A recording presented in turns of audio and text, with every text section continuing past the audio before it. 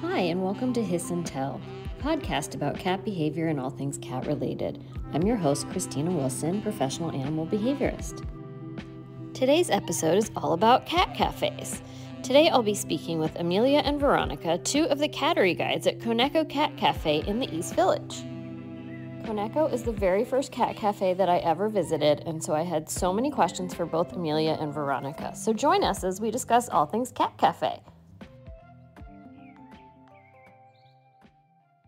Welcome to today's episode of Hiss and Tell. I'm your host, Kristiina Wilson, and with me today are Amelia and Veronica. They are two of the cattery guides at Koneko Cat Cafe, which is located in the East Village / Lower East Side in New York City. And that's it. Welcome, Amelia and Veronica.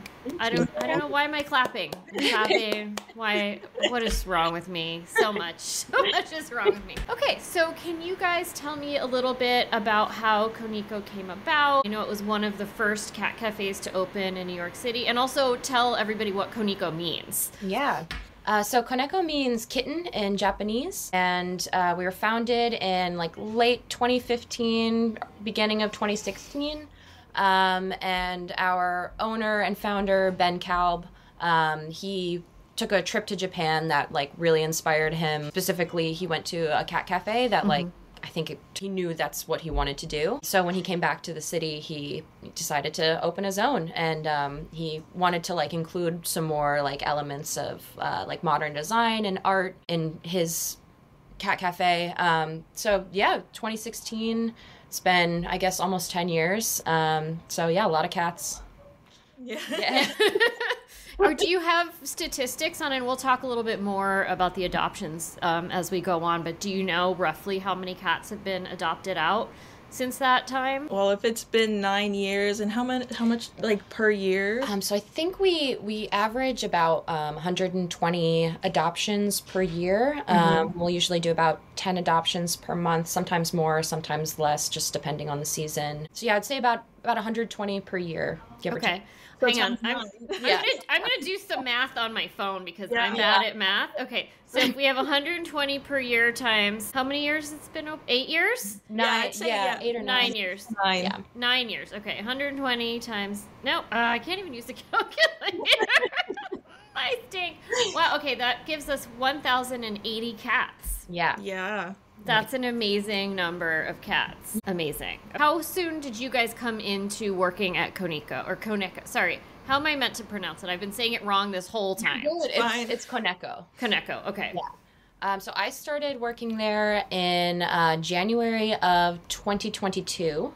And I started as a volunteer in April 2022, and then I started actually working July of that year. Okay. So do you know what the challenges were at all being one of the first cat cafes in the city? And I think in the country, really. Do you have any idea what that was like? I mean, a lot of it, the idea is still a little bit foreign to some people. So they come in and they're not really sure what to expect. So that's been interesting trying to explain to people, especially when people ask me what do you do? And I say I work at a cat cafe. They're like, what does that mean? Yeah. But it's great, and people are now, they know about this thing that exists, so. Right. Was there a challenge? One of our listeners submitted questions was, how do you handle stuff with the health department, having cats and food in the same place? So we have 2 sections of the cafe. So there's the actual cafe area where all the food stuff is handled. And then there's the cat side, and food and cats do not mix at all. We don't, no food is allowed in the cattery. Cattery guides don't cross-contaminate with the kitchen and everything. We keep that very, very separate, so that there's no issue with contamination or anything like that. My cat's now yelling at me. But yeah, they're very separate. So it's kind of they're both in one building, but two separate operations a little bit. And at least when I have gone in there, you were allowed to bring your drink into the cat area. Is that still allowed? Yeah, drinks are okay. fine. Let me just let my cat out real quick. Yeah, of course. Then they're going to want back in. Oh, yeah. They definitely will. You can never win. No, never. No. Every time I went to the cafe, I was shocked, and especially after I've been to so many other cat cafes, at how clean it is and how smell free it is. It literally does not smell like there are cats there. Can you speak a little bit about how you guys keep it so pristine and so not smelling like cats? Yeah. Thank you so much. Yeah, we try. Yeah, I'm sure. Yeah, there's we have a lot of ventilation, a lot of air filters, purifiers. We scoop so many times a day just to make sure that they drop it, we scoop it. Yep. Right. Pretty much. Do you have a monitor on their boxes? How do you know? Or you just saying you smell something funky and you go and scoop something it? Funky, we'll immediately go check it out. We have private litter rooms for them also, where we have our cleaning stuff too, and all their private areas. So we'll just occasionally during our shift go in and check, just give everything a once over, make sure there's nothing that needs to be scooped, nothing that needs to be put back in place. We monitor it pretty often. Yeah. And then we clean 3 times a day. So in the morning before we open, we wipe down everything, we vacuum, we sweep if we need to sweep, if there's cats that are not crazy about the vacuum. We do all the cleaning stuff, then we do it again. Do it at lunchtime. Yeah, at lunchtime at 3. And then we do it again at about 9 when we close. So just a lot of cleaning. And it's good because it gets the cats used to kind of house cleaning too. Yes. I know sometimes cats are not the biggest fans of vacuums, but a lot of our guys are pretty used to it. Yeah, though, we like to say that that's a perk of adopting from Koneko is you're not going to get a cat that's going to be scared of the vacuum. Yeah. I get that. So sort of on that token, since we were already talking about litter boxes, what is the litter box setup like? How many do you have? And then also kind of piggybacking off of that, how many cats do you normally have in the cafe at one time? We have, how many litter boxes? So we 10. We have 10. Yeah. She knows off the top of her head. In my head as you were asking. 10 litter boxes. There's a smaller litter room in the upper cattery, and then the lower cattery is a much larger litter room. In both of those places, cats can go to just take a little break if they want a little break from the people. And how many cats? Yes, how many cats? Thank you. We have 17 cats right now. Okay. It can get up to around 20 is our kind of maximum. So, sometimes a couple more, sometimes we'll go we've had a a little couple bit over more 20. I get it. Oh yes, what kind of litter boxes do you have? Are they just open pans? Are they really big? Do you have litter robots? What's going on in there in terms of litter boxes? Yeah, we just have a bunch of those the big plastic litter pans, and those are fine. They're pretty standard, but I do think something that really helps, and this is not me being sponsored personally by anything, but we use World's Best Cat Litter, and I will honestly say, I do think it is the world's best cat litter. Yeah, I agree. I use it for my we cats both too. use it at home. Yeah, and they're great. They have sponsored us before, but their litter doesn't smell for whatever reason. So yeah, World's Best Cat Litter. That's good. Have you ever had an issue? I don't know why I'm asking all these toilet questions, but that's where my brain's going. That's a big part of our day. I'm sure it is. Have you ever had issues with litter box aversion or inappropriate, toileting with the cats, where you have to kind of figure out oh no, this cat actually wants a different substrate, or this cat actually wants a different kind of litter box? Or have you had those issues, or has it been fairly smooth sailing with the cats and the 2 litter rooms it sounds like you have? It's been pretty smooth, honestly, while we've been there. Yeah, the only issues we've ever had is if there were little tiny kittens that are kind of learning potty training. Or if there's a cat, maybe that is, has a little bit more testosterone. Yeah, asserting dominance.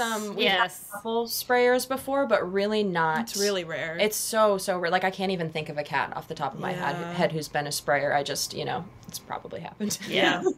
Right, that's very lucky. Yeah, no, they send us a great group of cats. The rescues they're are great. Right. Yeah. Well, so that leads into another question, which is, where are these cats coming from? How are you vetting to make sure that, number one, actually, to make sure they're not bringing in any diseases? I'm sure you're making sure they're fully vaccinated. They've been snap tested. They've been held for all to make sure they don't have, panleukemia or FIV or FIP or anything like that.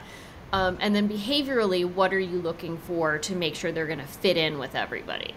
Yeah. So We work with two rescue groups, Angelical Cats Rescue and Rescue NYC. And those are both New York-based groups that work with shelters all over the city. Rescue NYC specifically does a lot of TNR work. So a lot of the cats that we get through their rescue are former stray cats who've been vetted and all that.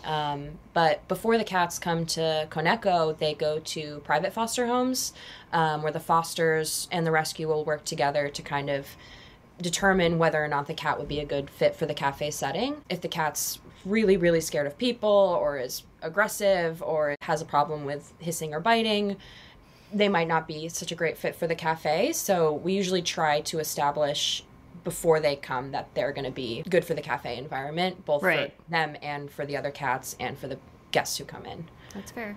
And I will say that every time also I've been in there, it's just a great mix of cats who are very friendly. And even though I live in my own cat cafe, I'm always like, oh, I miss going to other cat cafes where I can meet new and exciting cats. So you also have that outdoor space for cats that they seem to really enjoy. But maybe you can talk a little bit about how they use that space, about if you know about how the planning that went into that, you know, and just kind of the general environmental stimulation that you have set up for them. Yeah. Oh my God, they love the catio. When the catio's open, like, the other two cattery spaces are kind of empty. Like, they all just go out to the catio and they spend all day out there in the sun watching birds. They love bird watching, hunting little bugs. I don't really know much about the planning or how the catio actually came to be. One thing I do know is that when Ben was designing the catio, he designed the walls so that they would be higher than the max level that a cat can jump. Right. Even if they tried to jump over that wall, I don't think they'd make it. The tops are, there's like some metal on top. I think it's like sheet metal or something that kind of keeps them from climbing all the way up. Yeah. And so we've never had anyone try to climb a wall. We've never had any escapees or anything like that. Knock on wood. Yeah. But yeah, no issues. They seem to know that it's kind of like a little enclosed sanctuary that they can hang out in. And yeah. And the rest of the cafe, if I'm remembering correctly, you have those like raised areas for them to walk around. Right? And the like little kind of secret, they're not tunnels, but like behind the stairs, there's the places for them to go. Maybe you can talk a little bit about all of those little hidden spaces and climby areas and everything that you have for the cats, because that's what we would call like environmental enrichment. That's really important for cats to have those spaces that are higher up and, you know, in places they can hide and all of that. Yeah, so I think what you were talking about was the little ramp that the cats go up and down so they can access the upper cattery and the lower cattery just by going up and down this ramp we have. Right. And they can also hide out in there if they want. Sometimes they'll take little naps in there and can get like kind of like really warm with the heaters, so they like to hide back there. And they love like having roomies up and down that ramp all the time. Yeah. They love that thing. And it's nice because it connects the two floors, but we can close it off too, and that's how we if we have newbies. If we have newbies, we'll keep the ramp closed so that the new cats can kind of adjust upstairs, and we can rotate in the older cats to kind of meet them without it being too stressful for everyone. And then once they're more comfortable in the upstairs space and they've adjusted, then they can start going downstairs. And then once everyone's comfortable in the space, we'll be able to open up the ramp for a little bit, which will be nice because everyone's just running up and down. All right. So that was a question that I had for you, is actually how do you handle when you have new intakes? Do you just take them as a cat by cat basis? Do you have certain times where like, okay, we have these 5 new cats, so we're going to close down for a little bit and just have a chill time for these cats to get to know each other and close off certain areas until they're comfortable? Like, how does that all work? So a lot of the times when we get new intakes, we'll get them, we close on Mondays. We're always closed Monday. A lot of the times we'll get them kind of during that closing period, and we're closed Tuesday too. So a lot of the times the new intakes will have a couple days to kind of get used to the space before people come in. That's not always the case. Sometimes we'll have cats that just come in the middle of the day, and when that happens, we start them off in the private room. So we'll kind of put them in the litter room in the crate that they came in and open the door, and they can kind of venture out as they feel ready, and the other newer cats can come in and smell them. If they seem like they're too stressed out, then we can just kind of put them in that room, let them decompress by themselves so no one else can access them. Usually they don't start kind of coming out and interacting with everyone until a couple days in. So they'll kind of adjust in their private space first, and then they come out when they're ready. Okay. How do you handle feeding? I know you mentioned, there's multiple feeding times a day, but how do you handle feeding that amount of cats and making sure that there's no kind of dominance behavior around the eating, that, nobody's stealing from each other, like monitoring that everyone's actually getting the right amount of food? How is all of that handled? So half of the cats, most of the cats that hang out downstairs in the lower cattery, we put them in crates so that we can monitor what they're eating and how much they're eating. And then the upstairs cattery, since we have a lot of new cats, we put the food out and we just kind of monitor them as best we can, because there are sometimes, we have a couple of cats right now that love to just once they're done with their food, they'll go over. When they're done with their food, they'll just like to shop around. Yeah, they do. Just cruise around, have a little buffet. If there's anyone that's on a medication, though, definitely we'll put their food away from everyone else. And as they spend more time with us, we try to transition them to crates when we can. So usually the cats will only be eating out of a crate for their first couple weeks, and then they'll go down to the crate. And that helps also with, they don't feel like they have to wolf it down so fast. Right. They're not stealing. They don't make as much of a mess, which is great.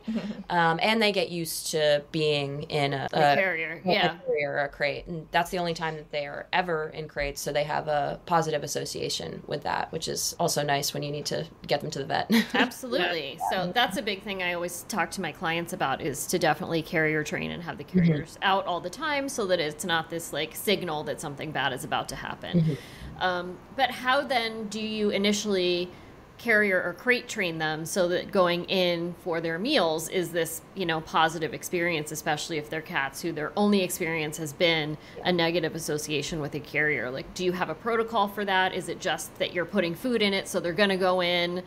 If they don't want to go in the crate, we won't force them. And if they're not eating in the crate, we'll also we will put the food outside so they can eat outside. So it's really it's very up to them if they want to eat in the crate. But I think there's a certain point where they see everyone else eating in the crate and they understand that that's a food location. And if we sometimes we'll have the crate door open and we'll put the food down in the crate, and then the cat will go in and eat in there, and then eventually we can close the door.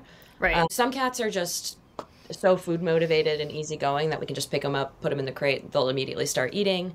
Other ones, it takes them a little bit. It's pretty individual. Yeah. Do you have a recall sound or anything that you're using when it's time for food? Or is it just that they know, oh, hey, it's 3 p.m. This is when we eat. We're all gathering around our crate. They know what time it is. Yeah. Yeah. That's fair. That makes sense. Did they get confused when the time changed? We were both abroad when the time was. Okay. But they have, in the past, I remember they have gotten confused before when they think it's dinner time and there's still one more hour, or they're overjoyed because it's dinner time. It's early. Yes. Yeah, I hear that a lot from people, that their animals are so confused. Yeah. Excuse me. Definitely, they're little clocks. Yeah, they're very precise. Cats especially, their clocks are incredibly precise. So it's interesting. How do you make sure that the cats don't get overwhelmed by having all of these human visitors? I think you have a limit on how many people can be in there. Do you have a place that they can go hide? What's the deal with that? So we have no more than 15 guests at a time can come in per hour. And so that can be a little bit overwhelming, but I think what really helps is us having these 3 different rooms that the guests can kind of spread out, and the cats can spread out as well.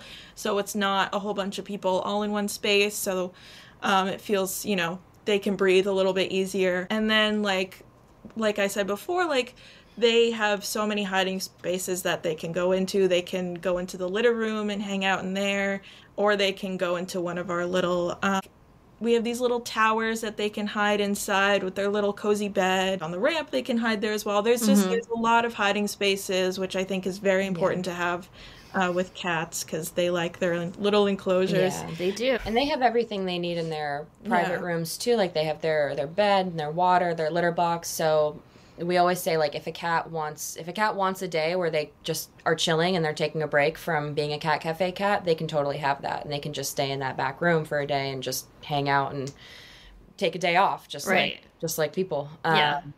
So yeah, it's great for them that they have those areas where they can kind of go decompress when they need to, and then come back out when they're ready to socialize. Yeah, that's good. I mean, we all need a day off, so I get it. It's good. It's good. They can also have a day off from dealing with people. Yeah. And speaking of people coming in, do you have protocols so that people are not bringing diseases to them? Like, do you require shoes off or shoe covers? Do people have to sanitize their hands? What protocols do you make people go through so they're not bringing anything to the cats? Yeah, we do our best. Shoes off, definitely.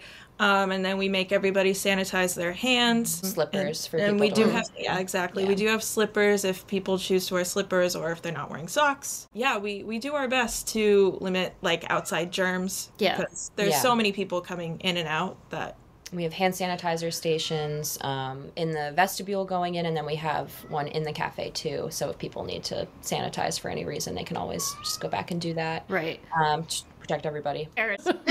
So do you use any kind of behavior modifications to make sure all the cats get along or at least tolerate each other? Like, are you using Feeliway plugins? Are you playing cat music? Are you doing any work with them, like clicker training or anything? Or is this just a case of they've been chosen so well from the rescue groups that you work with that you don't really have to do a lot of work with them? I think that's the case, honestly, is the rescue does a great job of choosing cats that will mix really well together and mix really well together in a people-heavy environment. So a lot of the cats we get are they're beginner cats, I'd say. They're like, they're pretty easygoing. So a lot of training isn't really required. We do like to play them some cat TV sometimes. They love their cat TV. During breaks and stuff, we'll play with them also to just kind of get any extra energy they have out. I'd say like if there is a cat that comes in that's like a little bit more shy than usual, we have an amazing volunteer who comes in once a week and just like works his magic with these cats, and like he's the cat whisperer. He really is quite a cat whisperer. His name His name is Andy. We love him. He comes in and he just like spends a little bit of time with the cats in a little private room. And I won't see that cat all day until he comes in, works with them for like, I don't know, 10, 15 minutes, and I'll see that cat like walking around. And it's like just amazing. I don't know how he does it.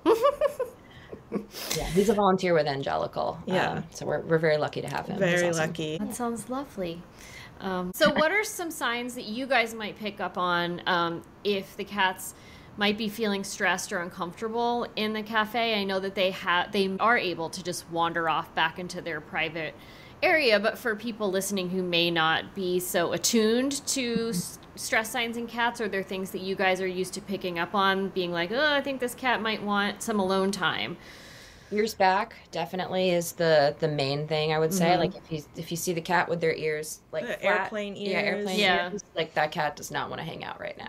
Tail swooshing. Yeah. Sometimes also you can just see it in their face. Like especially we've spent so much time with these cats that we know them pretty well, and we know what they look like when they're a little bit annoyed.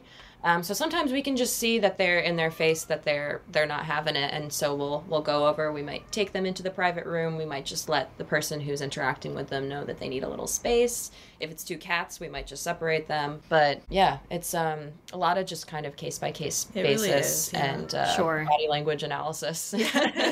Absolutely. I mean, cat communication is primarily body language. Do you ever have to like stop a guest who's in the cat cafe who might be like playing too hard, or do you have to give guidelines to guests about like, oh, well, you know, if a cat gives you this signal, you might want to back off, or this is how you should play with a cat, or don't touch a cat here?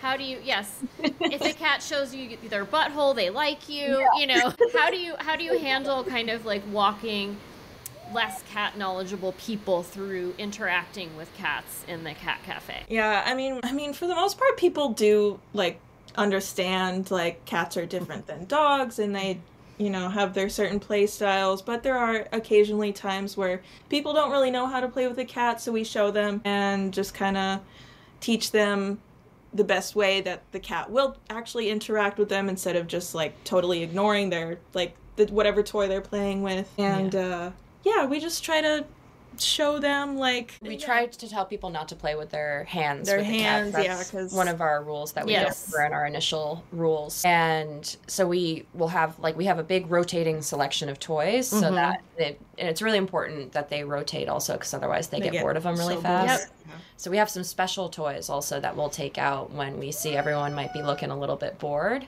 That immediately just gets the energy up because it's like a special occasion toy. I love that, a special occasion toy. So cute. Yeah. I don't remember, do you guys are kids able to come in? So we have kids hours on Thursdays. And during kids hours, kids under 8 can come in with a parent, of course. And on times outside of kids hour, which is 4 to 6 Thursday, there's no kids allowed under 8. So everyone is over 8. Right. And I ask that for the listeners just because a lot of cats don't love kid energy, because kids are loud, kids move erratically and quickly. They're not predictable in the way that adult behavior is much more predictable. And so my next question was then, during these times when children are allowed in of all ages, do you notice that you have less cats out interacting? What do you notice about those times? I guess is what I should ask. The cats do kind of recognize when there is a smaller human around, and they can definitely tell, child versus adult. So energy's a lot bigger. Their energy, definitely.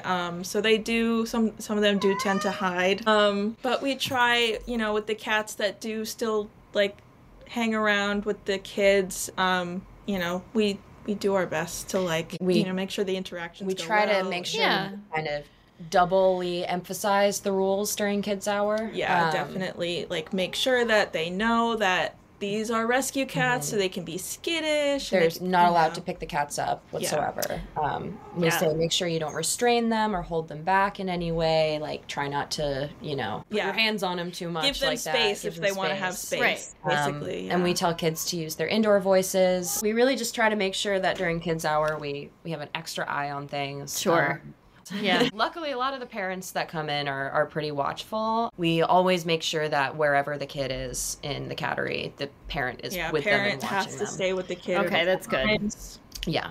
Sure. It can be good for the cats, too, because it gives them a chaperoned opportunity to interact with children, so that if they were adopted into a family that either has kids or is going to have kids at some point in the future, they have experience with that. A lot of our cats are also younger cats.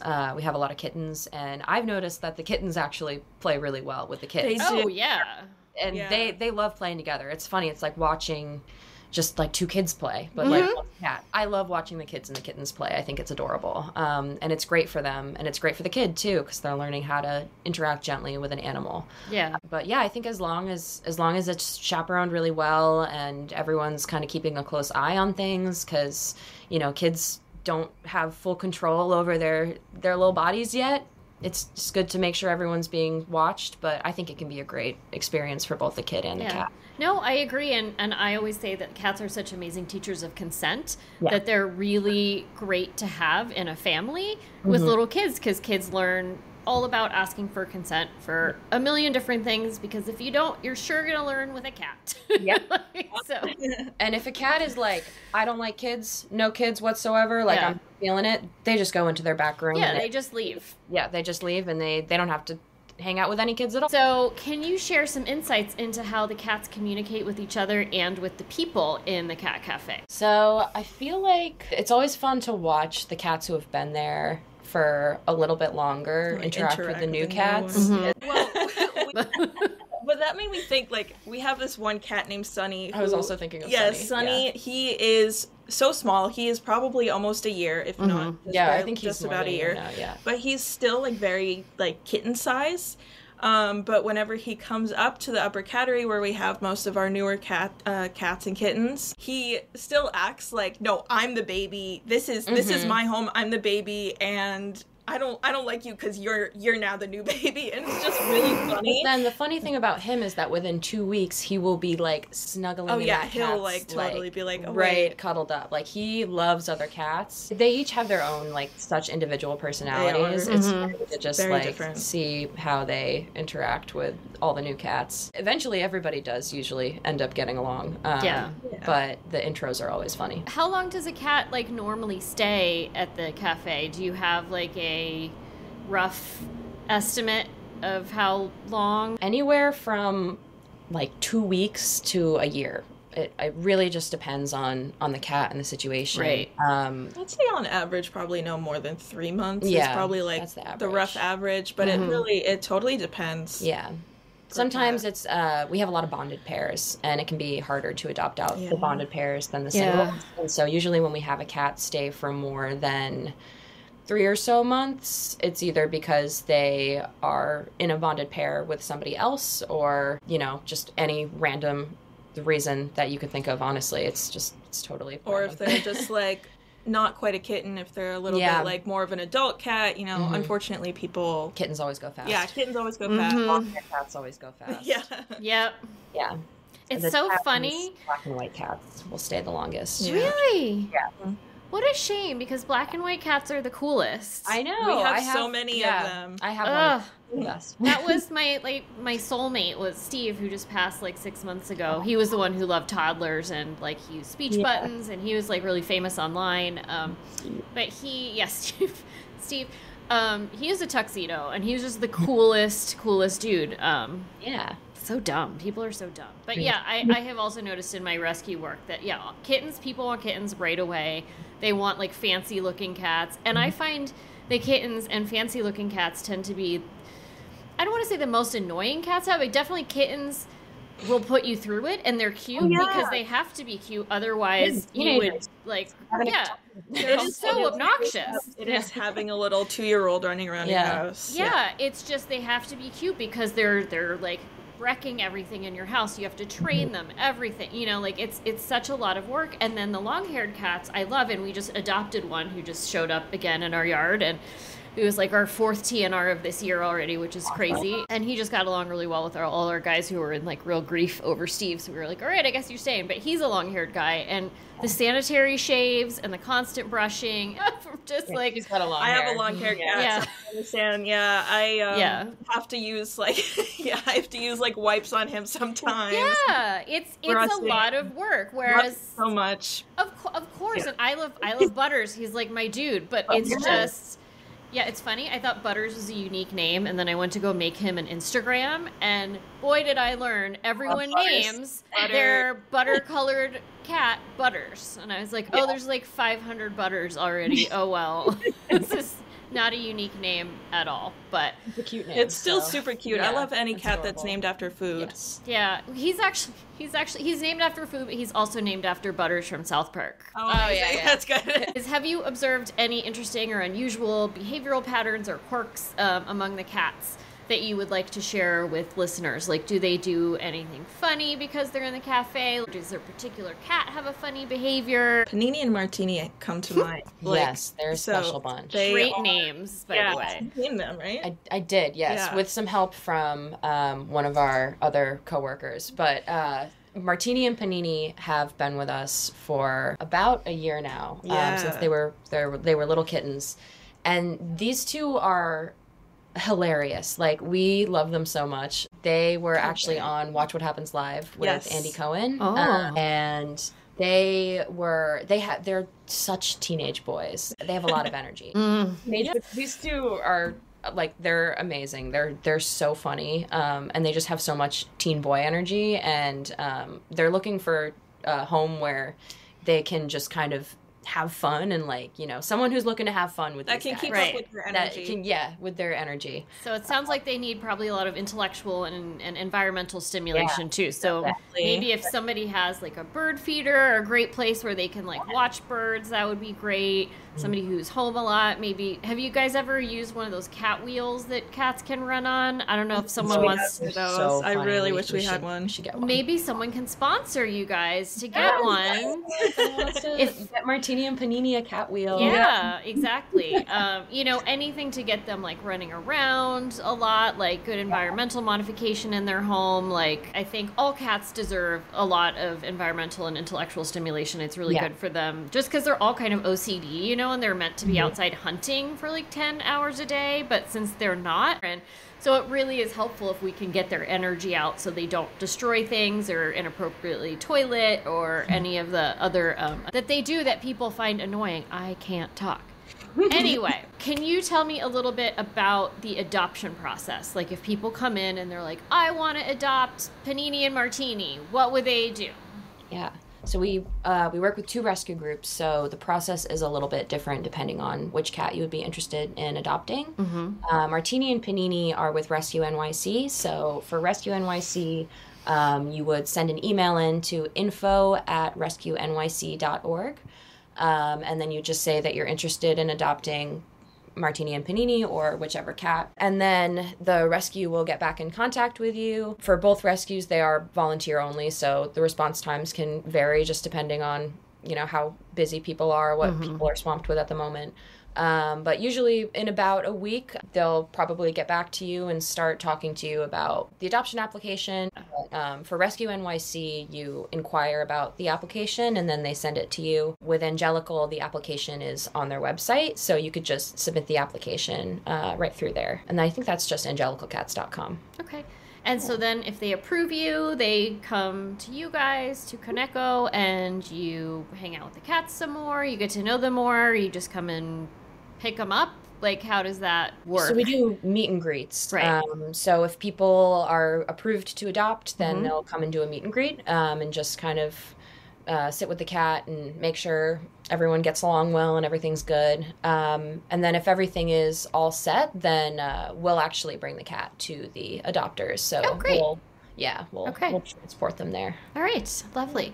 These are some some listener questions. Is how do you manage parasites? Do you treat all the cats monthly, or is that something that you just have the rescue organizations handle along with the vaccinations? And so they all get flea and tick medicine once a month, just preventatively. We don't really have any issues with fleas or anything like that, just because the rescues do such a good job vetting the cats before they bring them to us. And most of the times they're coming from foster homes where it's a flea-free situation already. Right. So yeah, it's not really an issue. We also do dewormers routinely also, especially if we're noticing anyone's having a crazy feeding frenzy habits or weight loss or anything like that. We'll just do like a routine dewormer. But parasites aren't a huge issue with us, just because everyone has kind of been through the vet a bunch of times before it came to us. Yeah. And the flea and tick medications, depending on which one you're using, a lot of those are also dewormers at the same time, or at least have some deworming. Evolution. Then, do you leave the cats alone at night is another listener question. Yeah, some of the cats, they are left alone at night. Some of them are in the upstairs cattery, and then the rest of them are in the downstairs cattery, kind of just like locked in there, but free roaming. Yeah. And cameras on them all night. Yeah, we have cameras as well, and I'm sure that's probably when they are the most active. Right. Then somebody comes in the morning and feeds them, and they're left to party all night long. You guys should stream that footage. Charge a subscription to that. We really did. There was an article. I think it was some camera, I don't know if it was like some type of Nest camera or something like that. Some type of. They set a camera up overnight and they filmed all the cats running around. So that's out there somewhere. If you look up like Koneko Cat overnight camera, something like that. I'm not sure. There. Yeah. You can see him running around. That's so cute. I'm just thinking of like additional income streams. I don't know why. I'm just like, you could set that up and charge people. Yeah, I mean, we could. Totally. We should. Yeah. I would love to see it too. Yeah. I mean, I feel like I would definitely, because I never go to sleep till like 4 a.m, so I feel like I would be like, oh, let's watch some cat. Not that I don't have my own cats to just get up and watch, but like I'd like to watch some strange cats run around. Yeah. Okay. And so lastly, well, actually, there's 2 more, I guess. What role do you think cat cafes play in promoting animal welfare and adoption? Yeah. So, I mean, I think it's just a good experience for people to have just like hanging around cats. And I think cats can teach us a lot of things, especially about consent, and just it's just interesting to see how they like live life. And I think when people are exposed to cats just going about their day, I think it's, I don't know, to me, like it's very interesting just to see like how cats live and stuff. But yeah, it's also, of course, like we are there to make you fall in love with the cats, so you want to bring them home, because all of these cats are so deserving of a nice little home that they can be there forever and be happy. Your cat agreed. Yeah, I think I definitely agree with everything you said. And it's also, I think it's great for them to have an environment while they're waiting for adoption that's not a shelter environment, and an environment that is specifically curated for them. Like, it's not a cat living in a person's house, even if it's a foster house. It's a cat living in a house made for a cat. And it's a whole space designed just for them. They can hang out, and you can kind of, you know, as you're looking at cats, looking for cats to adopt, you can see how the cat interacts with its own environment and is kind of in its most comfortable place already. So I think that's great. Socialization as well. Way better than a shelter. Exactly. Absolutely. All day. Yeah. Shelters are great, but way better than sitting in a cage all day. No, it's true. I don't think I could ever work in a cat cafe because it's hard to not like fall in love with them and want to take them home. There's been some cats that have been through that's like, I want to take this one home. It's hard, but it's worth it. You know, it's sad when they go to their new homes for us, because we've gotten to know them so well and we love them. And I think it, to some degree, at least for me, I don't want to speak for you, but I think of all of them as my cats. Oh, absolutely, for sure. And it's hard to, you know, be like, well, I have this strong bond with you and I'm probably never going to see you again. But there's something so beautiful about being like, and now you're going to have the best life ever. Exactly. And like, I'm so glad that I got to know you, because it's like being a teacher and having like your favorite students graduating. And it's like, well, I'm not going to see you again, but I'm so proud of you. That's true. That's a good way to look at it. Although I will say, when we do rescue work, I do always try to keep in touch with the people who have adopted, so that at least like once a year we can get an update as to how the cat is doing. And with some of them, the people will text me every few days with like, here's a new picture or whatever, you know, or they'll start a social media for the cat, which I love, because then I can stalk them. You know, and follow along. So the last question I have is, are there any misconceptions about cat cafes that you would like to address or clarify? That's a really good question. That is a good question. A lot of people think that we do same-day adoptions, and we do not do same-day adoptions for a very important reason. It's because vetting before you adopt is really important. Absolutely. Because there are some people out there that don't have good intentions when they're adopting cats. So we know people want to take home their best friend as soon as possible, right away. But, you know, it's for the best for the cat and for the person. You know, we have to make sure it's a good match. You're, you know, potential 20 years of living with another living being in your own home. Like, it can't be a same day thing all the time. That's more of an adoption, I think, misconception than a cat cafe misconception specifically. But I think since we have all the cats right there, people often think that they'll be able to take them home same day, and that would be great, but it happens like that for a reason. Yeah. And also, I think to that point, like, people need to have their homes prepared. They have to kind of cat-proof their home. They need to, I would recommend they get some type of pheromone going to get the cat, like, relaxed. You know, they need to be prepped. I don't think it's a choice you can just make on the spur of the moment. So Absolutely. I get it. And, like, we have had people before think that this is like a little play date center for their cat as well, so they have brought in their cat. We have had people they think that it's like a little daycare for their cats. Bring in their cat and they can have a fun little time. And that is absolutely not the case. You can't just throw just throw them in. We don't know, like, I'm sure your cat is lovely, but we don't know where you have been, where your cat has been. Like, we don't know if they're gonna get along. Like, there's so many things that it's like, no way. But yeah, it has happened more than you would think. Someone dropped their cat off with us once for us to, I don't know if they thought we were cat babysitters, but they opened the door, tossed a cat in, and went around the corner to park their scooter. They did come back. They did come back. But they thought it was... They were did like, thought, I'm just going to, think that drop my cat at the cat cafe while I go around the corner. So yeah, that's a misconception is we have the cats. You leave your cat at home. Yeah. I am flabbergasted. Yeah. That's, I think, the craziest thing. Like, these people who... I would be like, if these people met a cat, but they have a cat. So, like, just... Good luck to everybody in their endeavors. That is wild behavior. Okay. Oh, there's some... Yeah, people are crazy.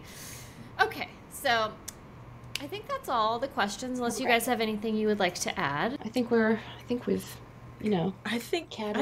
covered it. Yeah. Okay, well, I want to say a big thank you to Amelia and Veronica from Koneko, and thank you for correcting me for mispronouncing this lovely cat cafe's name for the past 9 years like a total moron. Andy Cohen said it the same way. Yeah. Andy Cohen and you are done. Great. Well, thank you guys so much again. Thank you. And thank you so much for making time on your Sunday. I really appreciate it. That was amazing. Yeah, this was so fun. Yay. Thanks so much for having me. Thank you guys, and enjoy the rest of your weekend. Thanks, you too. Okay, all right, bye. Thanks for watching. Hiss and Tell is a subsidiary of my cat behavior business, Cattitude Adjustment, and that's our channel name on YouTube, which is where you've watched this video most likely. If you'd like to engage my services as a cat behaviorist, you can find me at cattitude-adjustment.com. Music is generously provided by Cat Beats.